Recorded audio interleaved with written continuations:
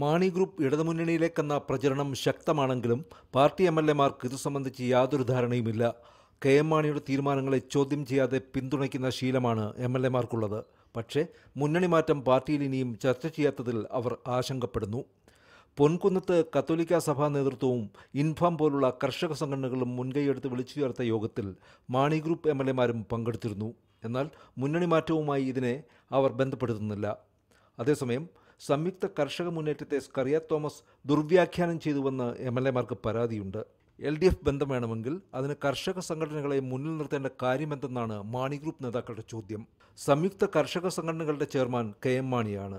കർഷക മുന്നേറ്റ നീക്കത്തെ സ്കറിയ തോമസ് തകർത്തെന്നും മാണി ഗ്രൂപ്പ് എംഎൽഎമാരെ വിലയ്ക്ക് വാങ്ങാൻ സ്കറിയ തോമസിന് കഴിയില്ലെന്നും കർഷക സമിതികളുടെ ഉന്നതാധികാര സമിതി അംഗം ജോണി നെല്ലൂർ കുറ്റപ്പെടുത്തി.